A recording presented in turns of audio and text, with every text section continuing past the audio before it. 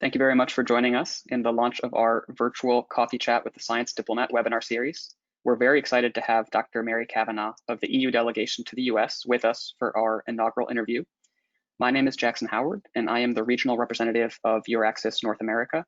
Our office links the European research area with the US and Canada. Our mission is to provide free information and events on research funding, research careers, and collaboration opportunities with Europe in order to boost researcher mobility. We are one of 8 EURAXESS hubs around the world, disseminating opportunities for researchers of all nationalities in all fields who want to create transatlantic partnerships.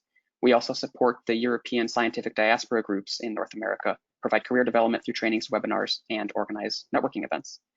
I'd like to start by briefly giving an overview of the concept for our webinar series, with a lot of great official publications by governments and embassies available, as well as formal presentations. We wanted to take a more conversational approach in a fireside chat format to see what we can learn from a casual conversation, much like a true coffee chat. In future editions, we will discuss science, technology, and innovation with leaders from the embassies of European countries, but we wanted to kick off the series with the pan-European perspective of the EU delegation. We will invite you to submit your questions via the questions box in your GoToWebinar control panel, which we will get to towards the end. There is no PowerPoint in this interview or presentation, so if our video appears small on your screen, you can click the maximize button or drag your window to enlarge it. And since we realize we are competing for your time against other webinars and conferences, our chat will last about as long as our cups of coffee. I hope you'll meet us for a quick virtual coffee chat in future interviews. And thank you again for joining us today as we launch the series. Our interviewee is Dr. Mary Kavanagh, who is the Minister Counselor for Research and Innovation at the European Union's delegation to the United States of America here in Washington, D.C. Her role involves raising awareness of opportunities for EU-US cooperation and exchange in research and innovation, facilitating that cooperation at both government agency and stakeholder levels. She also endeavors to keep her headquarters abreast of research and innovation policy developments in the USA. Prior to her current position in the US, she worked at the International Cooperation Directorate of the Directorate General for Research and Innovation at the European Union headquarters in Brussels. She was the deputy head and senior expert in the unit, which deals with cooperation with North America, Latin America, and the Caribbean. Dr. Kavanagh holds a PhD in plant science from University College Cork, Ireland, and carried out postdoctoral research in France and Switzerland before swapping the laboratory for science policy. And with that, Dr. Kavanagh, I think your biography is a great segue to my first question. It seems like science diplomacy is not a traditional career with a clear path, but one where its practitioners come from many walks of life. Could you discuss briefly your professional development and what led you into your position now? What was your educational and career path that brought you to this position? Hi, Jackson. It's really a pleasure to be here, and I'm honored to be your first interviewee in this series, which I'm sure will prove to be extremely interesting. I'm sitting here in my home next to my fireside, so it's a perfect fireside chat. Yeah, my career was started off as a pretty standard scientific pathway. I studied science in university, and I did a PhD in University College Cork, as you mentioned, in plant science. And while I was finishing up my PhD, at that time, the European Union started to advertise fellowships. It was kind of when they were really starting to try to promote mobility of researchers throughout Europe. It was the early days of the European research area, shall we say. And I saw this opportunity advertised, so I applied. And it was, at the time, the opportunity was to go to another laboratory in Europe. You had to have a PhD already, go to another laboratory in Europe to learn new techniques. That would help progress your career. So I was extremely lucky. I went to, and I was accepted, and I went to the National Institute for Agronomic Research in Versailles in France, which is l'INRA de Versailles. And there I stayed for 2 years, and it was really a great experience. And after that, I did a second postdoc in Switzerland at the University of Bern, which was also a wonderful, wonderful experience. And I have to say, you know, you meet people that you stay in touch with for the rest of your life. It's really wonderful. But when I was in Switzerland, working in this really nice lab with these wonderful colleagues, I realized, here I am, I'm working in a wonderful lab. I have plenty of research funding and I have wonderful colleagues, but I don't see myself having a career in a lab forevermore, even though I love science. So I was very lucky because I had a very nice professor, and I spoke with him and I kind of explained my dilemma. And he was very understanding, and he said, well, do you know, as luck would have it, I know somebody who was looking for somebody to work temporarily in a science policy role here in Switzerland. So in that way, I applied, I was interviewed, and I got the job as the cost coordinator for Switzerland. And there I stayed for a year and a quarter. I would say from the first day that I went in, well, the first week, shall we say, I kind of realized that I'd found my groove, that I really liked the whole science policy area. And then when the European Commission advertised positions at the European Commission, I did a competition. You become a European civil servant through competitions, which are held throughout Europe. And I applied for one of those competitions, and I was lucky because my experience as a scientist, plus my experience in science policy, plus my language skills, gave me a good background to be, to pass this competition. And so then I ended up working at the European Union in the area of science and technology.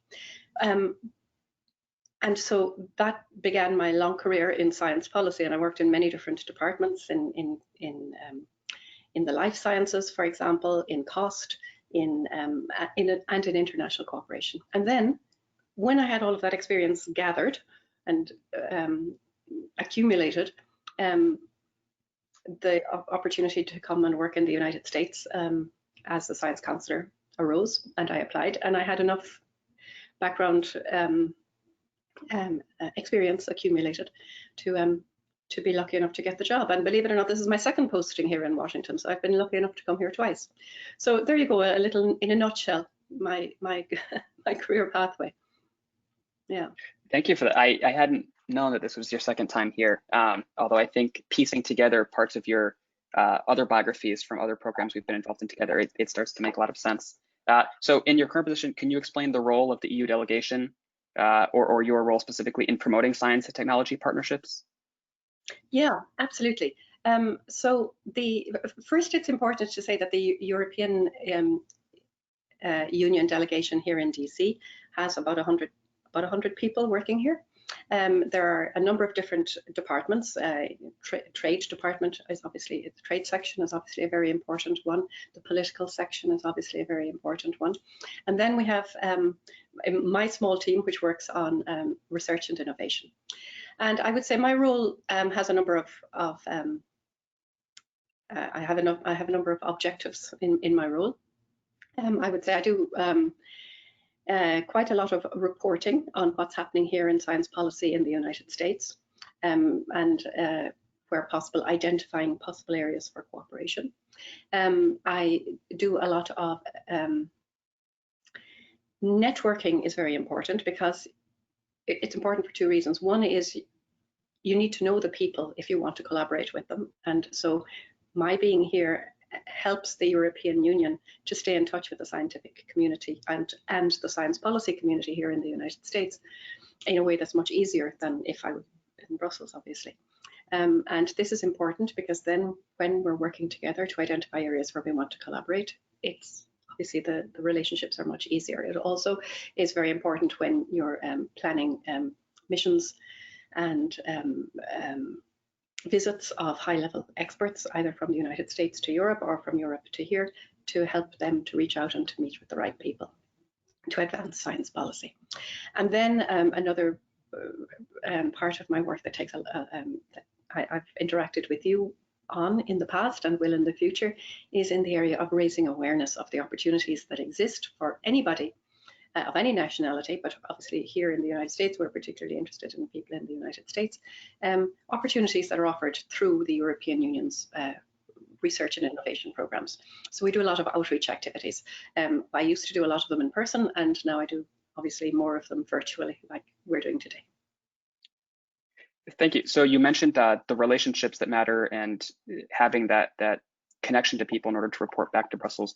Can you talk about how you develop those relationships, particularly, I mean, what types of organizations do you meet with on a regular basis? And perhaps that the answer for you representing the delegation will be different from the European member state embassies themselves?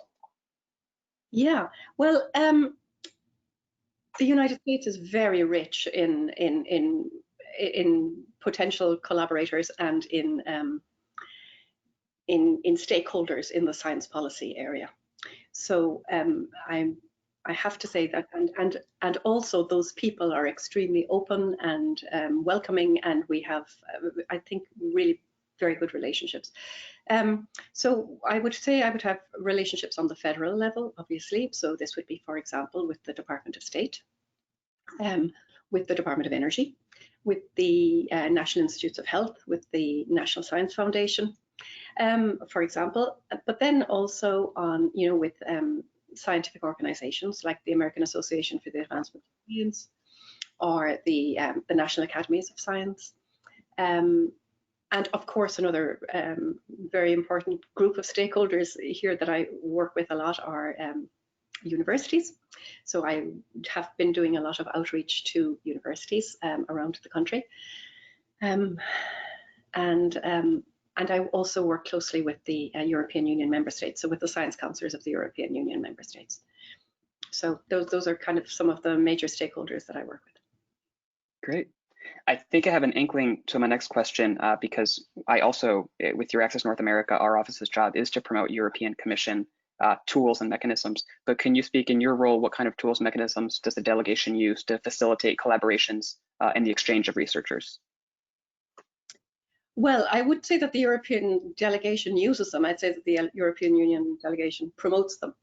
The major tool that we have is our framework program for research and innovation. So this is the European Union's framework program for research and innovation. These framework programs have existed for decades.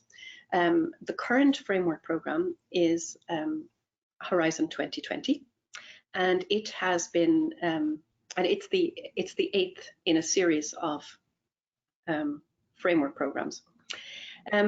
We're extremely lucky in Europe because the framework programs, because our budgetary cycle is a 7-year budgetary cycle. This is a big luxury, as you can imagine, for anybody here in the United States, where the budget cycle is annual.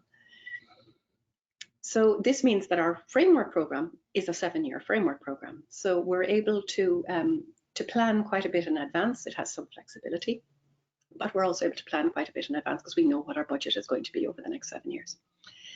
So the budget for Horizon 2020 was approximately $80 billion over 7 years.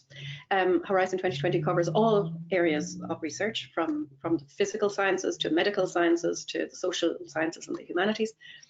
And it does this in through two, I like to say, two main pillars, one being promoting collaborative research, and the other offering opportunities for individual researchers.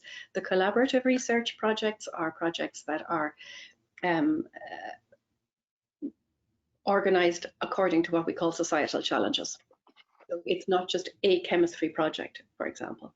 It could be a project on the chemical dynamics of climate change.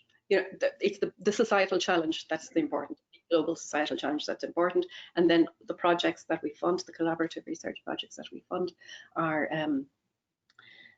addressing these issues. So these projects always involve multiple partners, and it's open to the world. So therefore, the collaborative research project can include partners from anywhere in the world, including the United States. In some cases, notably for the United States in the area of health research, we can even fund the US partner. So this is important. Then the other main chunk of our research opportunities that we promote here are the opportunities for individual researchers. So these are the Marie Curie Fellowships, Marie Skłodowska-Curie Fellowships, and the European Research Council grants. Marie Skłodowska-Curie Fellowships are available to anybody of any nationality who is interested to go and work in Europe for a period of about 2 years in somebody else's lab. They're particularly attractive for postdocs, somebody who's interested to do a postdoc in Europe.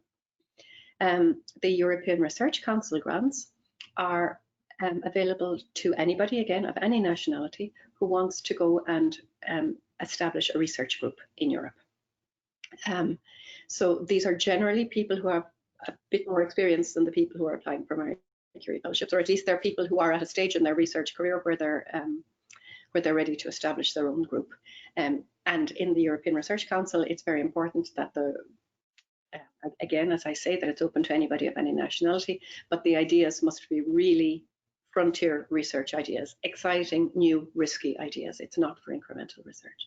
And one thing I forgot to mention about the Marie Curie fellowships, that's also a very interesting prospect for anybody here in the United States, is that we also fund European researchers to go and spend some time outside of Europe, up to 2 years outside of Europe. And many of those researchers choose to come to the United States. So I think that's a very quick overview of Horizon 2020. I'm sure there are many other things that I could and should say, but I know that our time is a little bit limited, so Yeah. Well, it might not be possible to give a short introduction to Horizon Europe, but I was wondering if, because we're at the end of this 7-year framework program and the current Horizon 2020 is 2021, begins in less than 6 months from now, I was wondering if you wanted to just briefly introduce the next framework program, which I understand is still being discussed and finalized and negotiated with our attendees today. Absolutely. So Horizon 2020, as the name implies, was kind of started in 2013 with a horizon of 2020. So it will come to an end at the end of this year. So you might say, what comes next year? So next year will come Horizon Europe, which will be the next, so it'll be like the 9th framework program. Horizon 2020 having been the 8th in the series. So this will be the 9th framework program. And Horizon 2020, so Horizon Europe will of course build on Horizon 2020. It's going to be an evolution, not a revolution, in terms of what we will fund. We will of course continue to fund the collaborative research. And there again, we will focus on cluster areas which address societal and global challenges. We will, so for example, in the area of health, in the area of food, agriculture, environment, in the area of energy, research, transportation. So big, broad areas where we will be inviting the scientific community to bring projects that can provide solutions. We will, and I should say that a large part of Horizon Europe research funding will be devoted to major priorities of the European Union, such as climate change research, the Sustainable Development Goals, and of course the European Green Deal, which is Europe's vision for a greener and healthier Europe going forward. So there'll be a lot of that will be a really strong focus of Horizon Europe. The Marie Curie fellowships and the European Research Council grants will of course continue. These are really successful. They're really jewels in our crown of research funding opportunities. So these are very important. Of course, international cooperation will remain very important. But there will also be a couple of novelties in Horizon Europe that will be ushering some change compared to Horizon 2020. One of these, which is very important, is the European Innovation Council. The European Innovation Council is established to emulate the success of the European Research Council. So the European Innovation Council will aim to help small companies and startups to develop new markets, to leverage private funding, and to scale up their activities. It will be focused on innovative, obviously innovative new technologies to a large extent, and it will do this also in a very innovative way. For those of you who are in the United States, you'll probably be familiar with DARPA and ARPA-E.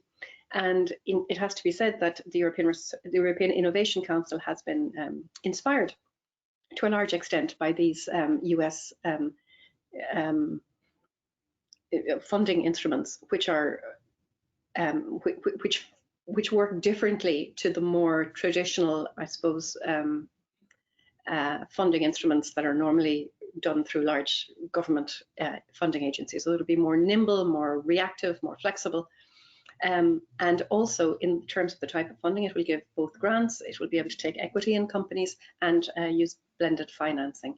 So this will be will be very interesting and shows great promise.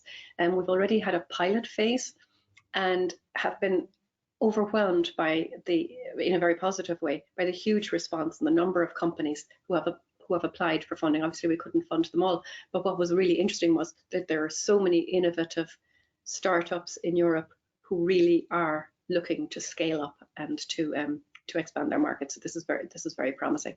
And of course, we only had a pilot, but now we'll moving forward next year to the fully blown European Innovation Council, and at that stage we hope that we'll obviously be able to fund many more. And then finally, the other big innovation in Horizon Europe will be a mission-oriented approach. And this will be so in addition to the clusters, in addition to the EIC, in addition to Marie Curie and the European Research Council, we will have what we call missions. And the nearest thing I can compare them to is like the United States moonshot. The United States just said, listen, we're going to send a man to the moon. And that's what they did back in the day. And so our moonshots, there will be a number of them.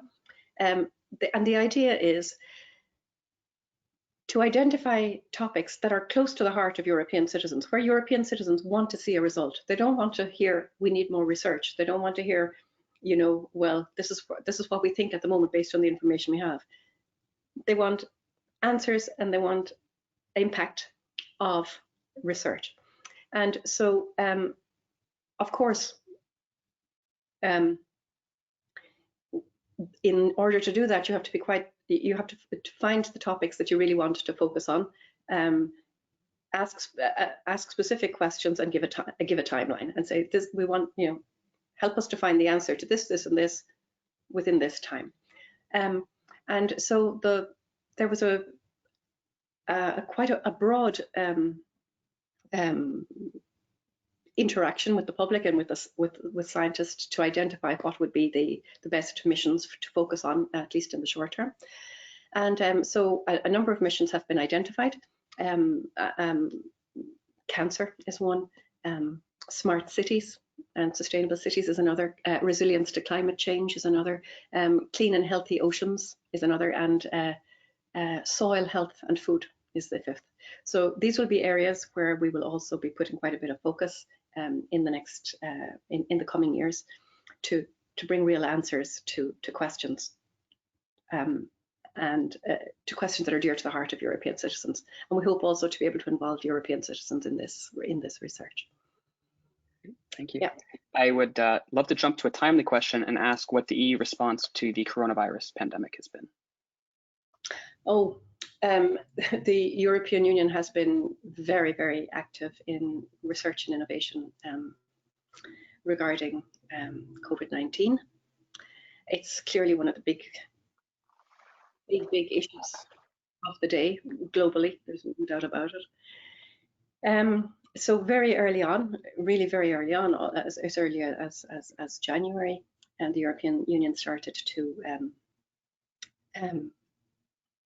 react. We have mobilized €1 billion from Horizon 2020 already to contribute to research and innovation.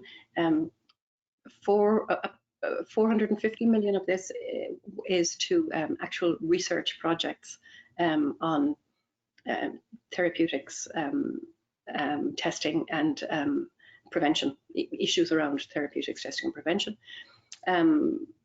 400 million is funding that's mobilized to support the European Investment Bank, because the European Investment Bank will invest in companies who need, for example, to scale up production facilities or something like that. And the European Innovation Council, as part of its pilot activities, the European Innovation Council has also invested 150 million euros in funding small companies and startups who are interested in, who are working in areas that are relevant to fighting this COVID pandemic. So, so that's from Horizon 2020. Then, in addition, another very important aspect was our President Ursula von der Leyen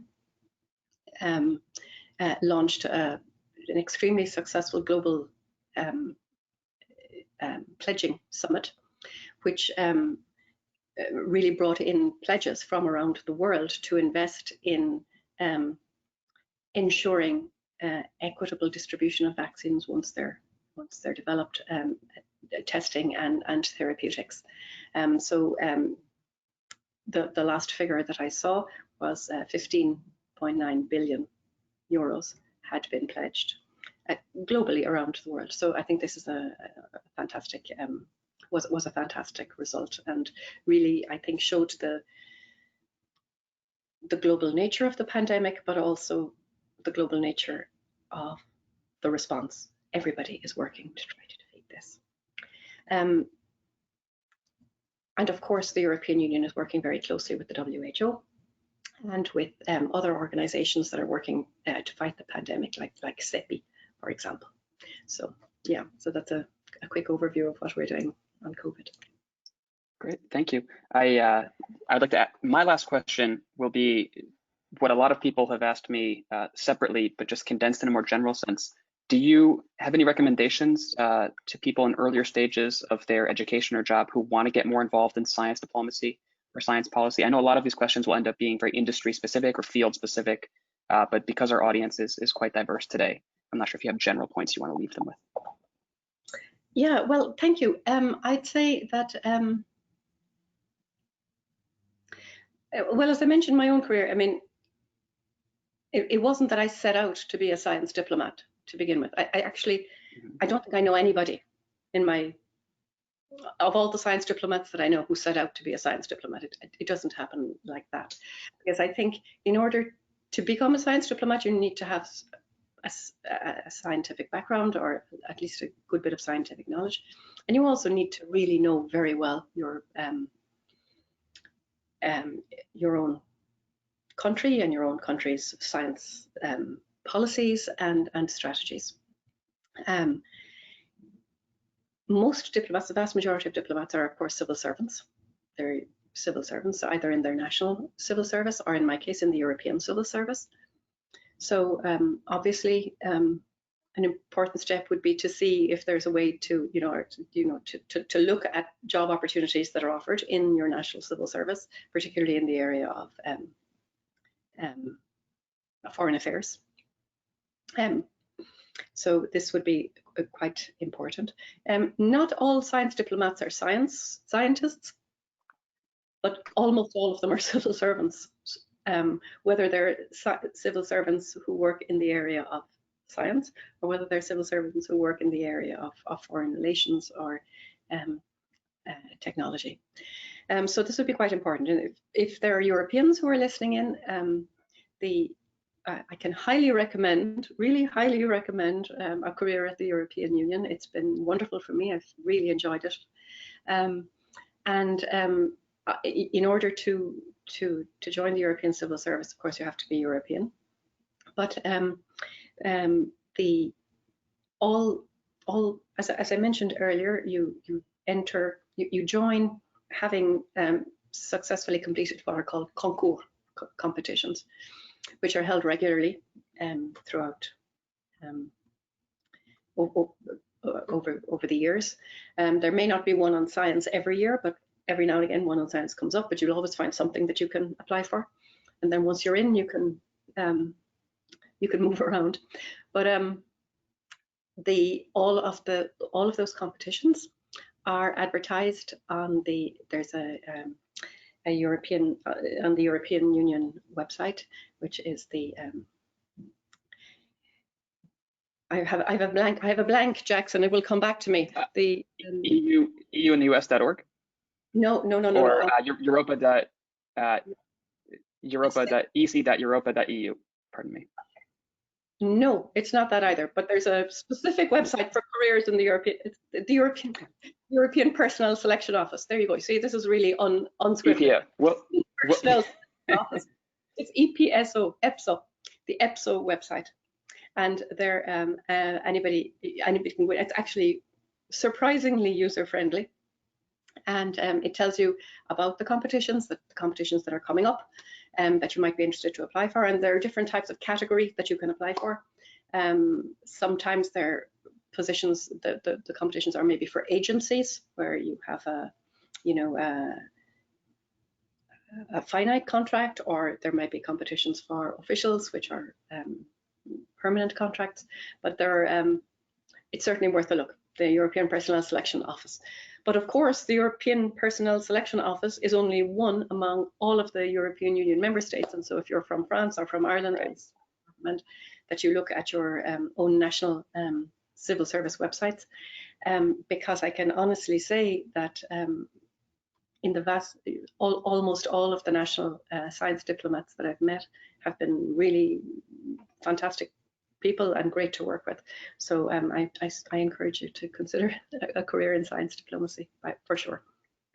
Great. Well, I'll be sending that link right now in the chat box. I'm encouraging everyone in attendance still to please submit more questions via the question box. Mary, while we have you, I would love to continue asking through, at this point, audience questions. I noted, like I said, a lot of these end up being career related, and we have multiple questions asking about those in the humanities and social sciences. And I think both your career path and how you explained the many different sort of awards and funding mechanisms that got you to where you are, as well as EPSO, are very relevant to everyone here. So please do check out that link, everyone, that I've just sent.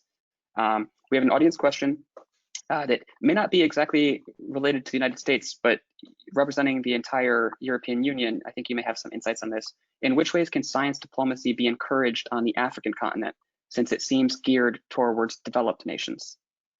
So what is being done from the European Commission perspective? Well, I really don't think that science diplomacy is only the purview of developed countries. I think that in developing countries, the science diplomacy can play a really huge role, because for example, the European Union, Africa is very important to the European Union. Obviously, it's a very close neighboring continent. And particularly in the area of science and technology, we have been working for decades with Africa. I mentioned earlier that we usually expect the United States to bring its own funding to the table if they're collaborating with us in collaborative research projects, except in the area of health. In the case of Africa, we will automatically, if there's an African partner in a project that is selected, we will automatically fund the African partner, and this we have done for decades. So we're very, very interested in building up the science and technology base in Africa, because we truly believe that it is the source of economic growth and better quality of life in Europe, but of course everywhere else in the world as well, including in Africa. So we have been investing in Africa, but also we've been investing in partnership with Africa, because obviously there's a huge amount of expertise and knowledge in Africa as well. That's obviously that African scientists bring to the table. So I would say that we have been, it probably wasn't called science diplomacy, because science diplomacy is a relatively new buzz phrase, but we have been involved in what's now called science diplomacy with Africa for a very long time. We have had great interactions with many African countries, and in particular with the African Union. And there I'd like to even mention that at the very highest level of science diplomacy, only last week, there was a ministerial meeting of the science ministers of the European Union together with the science ministers of the African Union. Obviously it was held virtually, but I mean, even at the very highest level, there is a recognition of the importance of partnership between Europe and Africa in science and technology. And science diplomacy, of course, promotes that and supports it. Yeah, we have a number. Just just to finish on Africa, because it is such an important topic, and thank you whoever sent the question. We have a number of partnerships with Africa in science and technology that we've built up over the years. One is probably the one that perhaps is best known is the EDCTP, the European Developing Countries Clinical Trials Partnership, which has been going for several years and which is now doing really important work on the COVID pandemic. But we also have partnerships in food security and agriculture, and in climate and environment. Okay. In seeing other questions come up stemming from this, I want to just invite the audience, if at any point a certain topic sort of lights a fire and becomes of strong interest to you, and you would like to break off into smaller groups in the future, maybe we can start some email trains. It looks like there's a lot of multiple questions coming into me about African science diplomacy. So please just send us a quick email. You'll see our group email address for my colleague and I representing EURAXESS North America, and we'll be happy to sort of get dialogues continuing on this. We would love to keep taking advantage of you while we have you, Mary, for a few more minutes. So I'm going to continue with some questions among a variety of different topics.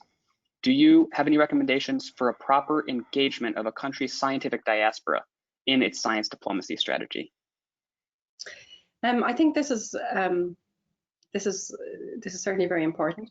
I think there are a number of ways to look at it. The way that I look at it myself, just off the top of my head, is I think that the first thing is, for example, there are a lot of Europeans here in the United States. I think one of the most important roles of things that they do, and it's not that they're waking up in the morning and thinking, oh, I'm part of the diaspora, or I'm, playing a role in science diplomacy, but de facto it is happening, is they're bringing all of their expertise and their knowledge that they gained in Europe here in the United States, and showing how much expertise and knowledge and brilliant science is being done in Europe. I think this is one thing that's very important. I think that's another role that they can play is actually in talking about all of the opportunities that exist in Europe, in talking about the Marie Curie fellowships, and talking about the European Research Council grants that individual researchers can apply for, but of course also for the opportunities for collaboration through Horizon 2020, and of course through their own national funding mechanisms, because something that's very important to realize is that the European Union's framework programme for research and innovation represents only about 10% of all of the research funding in Europe. The vast majority of it is in the national purse and is dispersed nationally by the national governments. So no matter where you come from, I mean, for example, I come from Ireland. If I was an Irish scientist, let's say, I would be extolling the virtues of the Science Foundation Ireland, which funds, like the European Research Council, it can fund researchers from anywhere in the world who want to come and establish in Ireland, for example. But Ireland is only one example, which I give because it's my own country. So this is another thing. And I think another very important thing is whether these researchers stay here in the United States or return to Europe. They can play a really important role in maintaining and promoting collaboration between the lab they end up in and their lab of origin. And I think that this is really very important in developing links going forward, because from those networks and from those bridges that they're building, many other scientific discoveries and scientific careers will blossom. Yeah. You've preemptively, I think, answered my next question. A viewer asks if there's a sort of balance or dynamic of cooperation versus competition when it comes to the recruitment of researchers to the US versus the EU. But I think you are describing it as a common good that happens through the collaboration. I'm not sure if you want to expand on that. It is, for sure, it's a common good. We absolutely, in Europe, we're very keen on brain circulation. We think it's really very important. We think that, I mean, I think I said from the outside, it enriched me and my career very much to have traveled and worked in labs outside of my own country. So the European Union promotes that very strongly, both within Europe, between different European countries, but also, for example, through Marie Curie, we fund researchers to go outside of Europe and go to another part of the world and learn something and bring it back. So we're very strongly promote researcher mobility and brain circulation. For sure, we'd love to see more US researchers coming to Europe, using ERC funding or using Marie Curie individual fellowships, or one of the many national schemes that exist. We'd love to see more, but overall, we're very encouraging to people who want to move and be mobile in their research career. Well, in keeping with our commitment to have this really be a true coffee chat and not go too long, I have maybe 2 more questions I'd like to ask, hoping that the answer can be brief, but in many of these conversations, there's a lot to discuss. I was wondering if you could briefly touch on soft skills. Has that played a big factor in your career and the career of science diplomats in general, or is that not necessarily applicable to the field? Well, you can't be too hard-headed if you want to find compromises and if you want to advance your agenda. You need to have an understanding of where the other person is coming from. It's the same in everything in life, I guess, but I think it's particularly the case in diplomacy. And as I mentioned earlier, the United States, in my experience, has a wonderful array of extremely intelligent, smart, hardworking, and very open and friendly people working in various departments. But of course, and we have fantastic relations. But of course, everybody has to have their own. It has their own country's interests at heart. That's absolutely clear. But nevertheless, certainly, I think that in having friendly relations with people, and it makes a big difference. And you can building up trust is extremely important. That if you have a if you undertake to do something, that you do it with or for the US colleague, and likewise, you know that they'll do the same for you. So therefore, yeah, I think that the soft skills are not irrelevant. They're very relevant, but all skills are really, you have to use every skill that you can in every job. Well said. I'll close off with a quick question. Someone's just personally curious, do you keep up with the current research in your field of plant science, or are you not quite able to do that with the time demands of your current position? Well, Jackson, you hit on a very good point. If you ask me what was my biggest challenge in my work, I would say it's time, because there's never enough time, and I work in a huge country representing a gigantic program, a European program, and I have a wonderful team of 2 colleagues who work with me, and we really do as much as we can, but my goodness, we don't have the time to do everything we would love to do.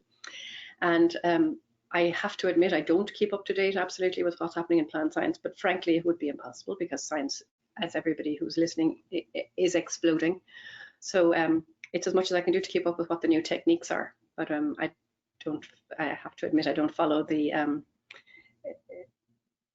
I don't follow closely the topic that I did my PhD on. No, not anymore. Well, in keeping with the theme of not having enough time, I won't keep you any longer. I would like to thank everyone for attending our first interview in the series, and I appreciate your perspective covering the entire European Union, Dr. Kavanagh. So thank you very much. And I would also like to invite everyone to sign up for the next edition of this series, taking place on August 20th. We will be interviewing Simone Pocher of OSTA, the Office of Science and Technology Austria, at the Austrian Embassy in Washington, D.C. You will get an automatic follow-up email from us tomorrow with a sign-up link. Thank you all once again for joining. We hope to see you next month, and thank you in particular, Dr. Kavanagh. Thank you. Goodbye, everybody.